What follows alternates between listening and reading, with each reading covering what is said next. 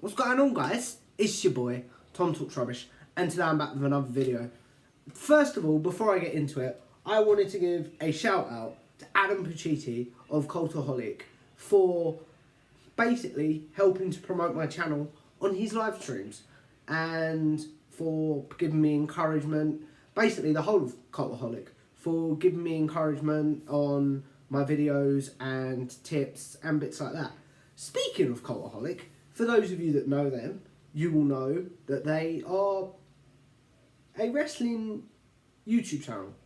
And for those of you that know me, will know that I am a massive professional wrestling fan. So, with that in mind, I thought I would talk about 10 reasons I love wrestling. I love professional wrestling. Starting with number 10, it's been a distraction.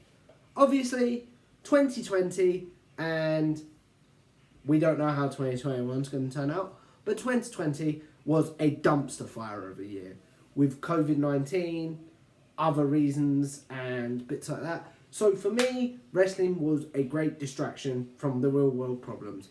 I knew that on a Tuesday, because I live in the UK, on a Tuesday morning, wrestling would be on for Monday Night Raw if I wanted to watch it.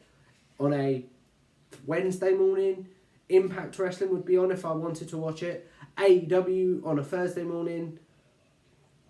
And just any form of wrestling. In my opinion, it's the best time to be a wrestling fan because all the companies are healthy and there's so much programming.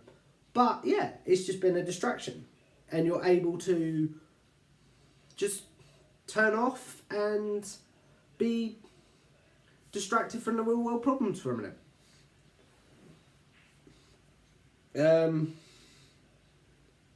Number 9 is the silliness. If you're a professional wrestling fan, you know it's at its best when it is utterly silly. For example, some of the stories, and we're going to get into stories in a minute, that I feel like are the most silliest, but also the best, are fighting over the letter T in a previous storyline, fighting over a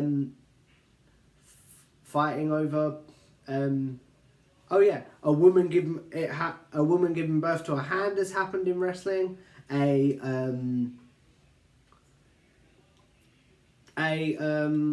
What's it called? Boogeyman is a character. A army man is a character at one point. And most of all, a spooky undead zombie Undertaker thing is also a character. So yeah, that is something. Just when wrestling is silly, it's at its best. Let me know some of your silly examples of why you love wrestling and the silliness that you love in wrestling in the comments below. Number 8 is the dream matches. Unlike normal professional sports and competitive sports, we are never going to see, for example, in basketball, we're never going to see LeBron James and Michael Jordan on the same court in a professional capacity. And we're never going to see that with football, like some young up and coming footballers are not going to be on the same court as some older ones. But with wrestling, you get that opportunity. Like stars from the 90s can come back and fight stars from the 2000s. Stars from the 2000s can come back and fight stars from the 2010s. Stars from the 80s can come back and fight stars from the 90s. The most probably polarizing and best example being The Rock versus Hulk Hogan at WrestleMania 18. We can debate all day whether dream matches are overused and if they should be left, so there will always be a dream. But for me, I love the prospect of dream matches happening in wrestling. Also, guys, I'm trying to be more interactive, so let me know some of your dream matches for wrestling in the comments below. Number 7 is the production value. Weekly TV shows are obviously hard to produce, so And I, for one, love WWE's production value and AEW's production value. They're the two that I mainly watch wrestling companies. So, for me, like, we talked about silliness in feuds, but earlier. So, what's it called? Video packages in wrestling are one of my favourite things because a storyline can be all jumbled and make no sense, but if a well edited together video package is put together, it can make it seem like it's the best story ever. What was I going to say? Some other production values I really like is like the pyro and the explosions that go off in the ring. Obviously, entrances, like a good production value. Obviously, we've had a lot of cinematic matches this year, so they've all been really good production value and like really well produced. But yeah, I just like the production value in wrestling. Number 6 is the behind the scenes. We all know, and I hope I'm not breaking this to anyone, wrestling is a show. So we all know that the winners and losers are predetermined. So for me, as someone that knows that, I love to dig into the behind the scenes of how was a match put together? How did this character come about? One of my favourite things is out of character interviews. Like, how did this character come about? How did every like storyline come together?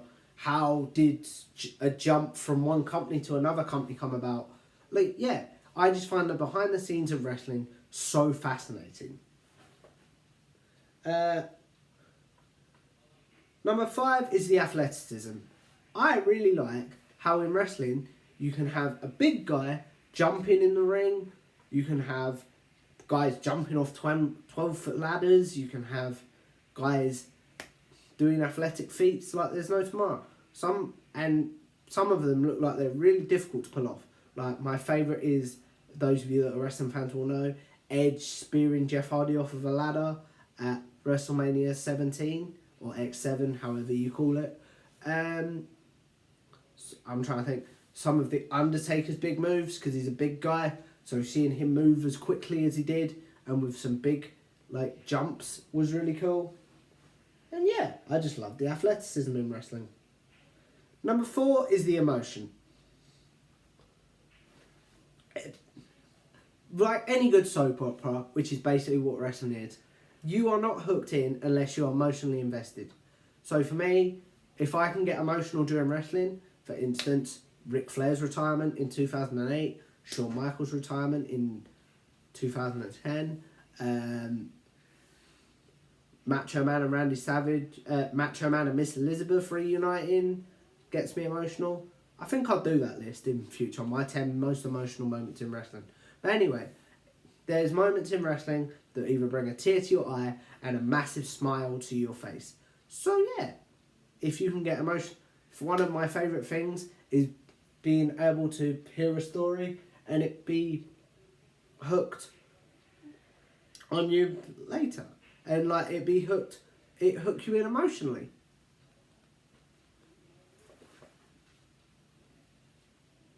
Number 3 is the nostalgia.